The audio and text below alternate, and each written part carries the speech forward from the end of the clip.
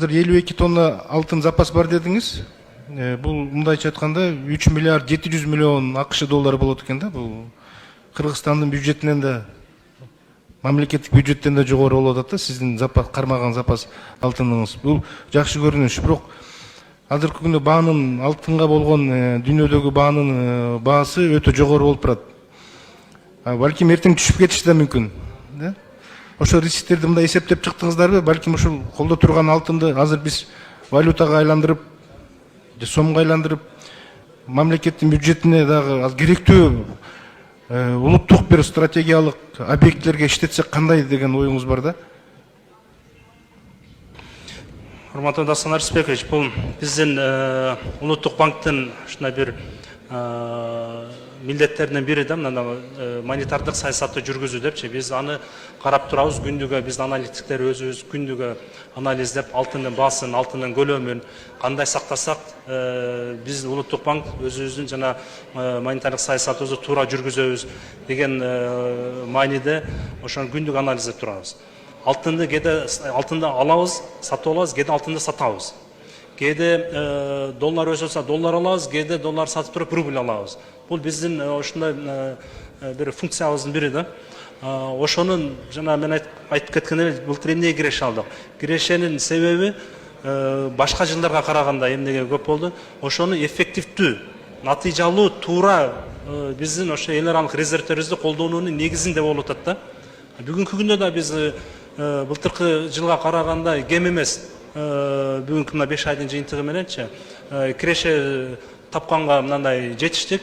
Бул дагы эгерде алтын сатыш керек болсо, эгерде ошол биздин анализ ошону көрсөтүп, баанын баасы түшүп или дагы бир мындай өзгөрүүлөр болот дей турган болсо, биз анда алтын сатабыз анда. Эгерде жанагы сиз айткандай сомго алмаштырып коюш керек да, эгер биздин анализдерибиз или мындай сырткы Кыргызстандан сырткы жанагындай башка өлкөлөрдө болуп аткан саясаттар биздин ошол немеге кандайдыр бир зыяны или пайдасы тие турган болсо, биз ошону анализдеп туруп, ошондой чечимдер кабыл кылабыз. Элис мырза, туура, бирок менин оюм мындай да. Мына сиз азыр түшкөн кирешеден өзүңүздөрдүн бюджетке берип атасыздар да 100%. Бул жакшы көрүнүш. Көп. Бирок азыркы күндө сиздин жана болгон алтынга айтып атам да, мисалы сатып туруп, улуттук стратегиялык объектилер салынса, мисалы Камбар-Ата 1 келсин. Жана сиздер колдоп чыксаңыздар. Анткени мына колуңуздарда 3 миллиардтан ашык 4 миллиардка жакын АКШ долларынын алтын запасы турат да. Биз башка жактан кредит алып издебей, мисалы Камбар-Ата 1, темир жол, мына ушундай жака бир жол ачып берсеңиз деген ойда, улуттук банктын ушундай функциясы жок, бирок сиз мамлекеттин бюджетине ушундай жардам болсун деп бир иш аракеттерди кылып берсеңиздер, чоң көрүнүш болмок да. Мен оюм ушул болуп атат. Мисалы азыр алтындын баасы өтө жогору болуп турат, сатып ошондой бир эмелерге, стратегический бир курулуштарга жумуш жасак. Эртең баа түшүп кетиши да мүмкүн, коркунуч бар. Эми бүгүнкү күндө рынок ар кандай болуп атпайбы? Экономикалык, дүйнөлүк.